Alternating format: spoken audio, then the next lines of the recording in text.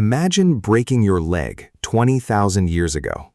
There is no hospital, no X-ray, no plaster cast, no surgery. You cannot hunt, escape predators, or even walk to water. For a modern human, a broken leg means an emergency room. For an ancient human, it could mean death. And yet, archaeologists have discovered prehistoric skeletons with fractures that healed years before the person died. Some injuries were so serious that survival would have required weeks or months of food, protection, and help from other people. So how did ancient humans survive broken bones? The first answer is surprisingly simple. Your skeleton knows how to repair itself. When a bone breaks, blood collects around the fracture. The body builds temporary tissue across the gap. New bone slowly replaces that tissue, creating a hard callus that can reconnect the broken pieces. Ancient bones healed through the same biological process happening inside patients today. But there is a problem. If the broken ends constantly move, heal in the wrong position, or break through the skin, the injury becomes far more dangerous. The patient needs stability.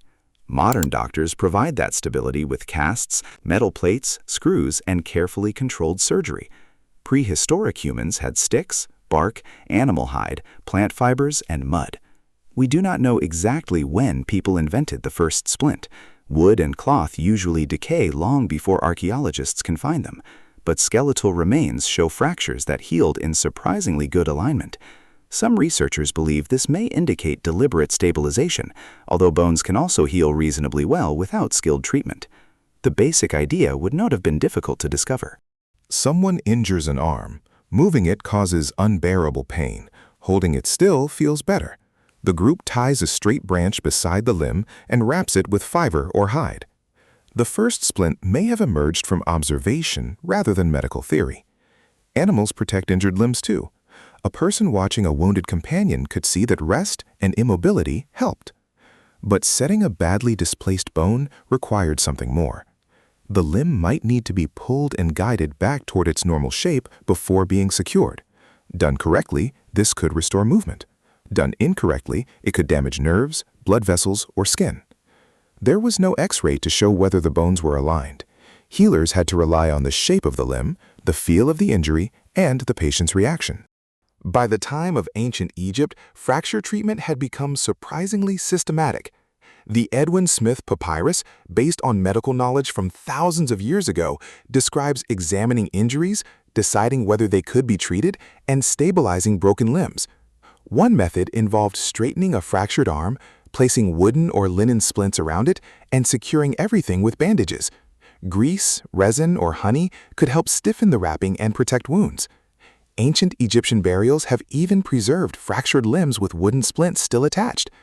This looks remarkably familiar. Align the bone, keep it still, and wait. But waiting was the hardest part. A leg fracture can take months to heal. During that time, an ancient hunter might be unable to gather food, carry supplies, or flee danger.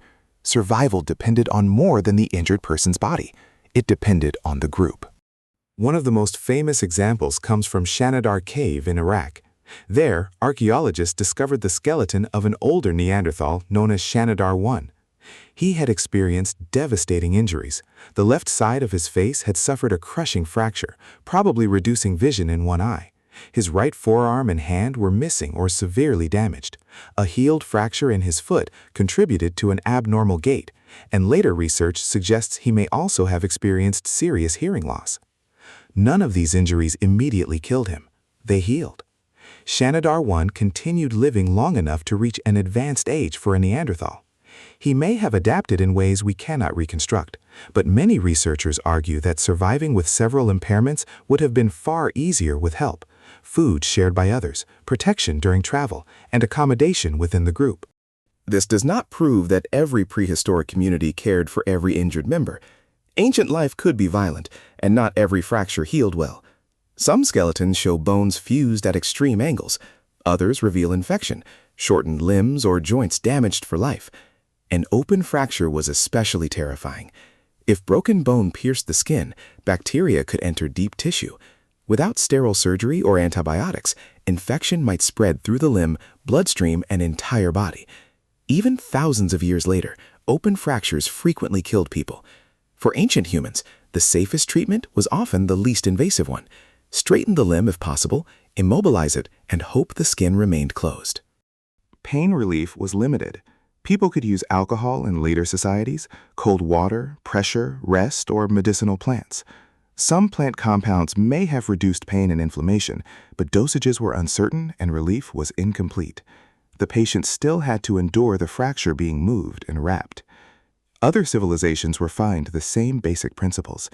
Ancient Indian medical texts described different fracture types and methods involving traction, pressure, alignment, and stabilization. Greek physicians wrote detailed instructions for bandaging and splinting.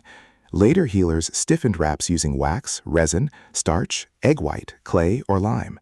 The materials changed, the goal did not. Keep the broken pieces in position long enough for the body to rebuild the bridge between them. Modern fracture care adds technologies ancient people could never imagine. X-rays reveal the exact break. Anesthesia allows painless manipulation. Sterosurgery opens the body safely. Metal hardware holds complex fractures together, and antibiotics fight infection. But the central principle remains ancient: alignment, stability, time. And one more ingredient that does not appear on an X-ray: care. A healed prehistoric fracture tells us that a body repaired itself. A severely injured person who survived for years may tell us something larger. Someone slowed down for them. Someone brought food. Someone offered protection.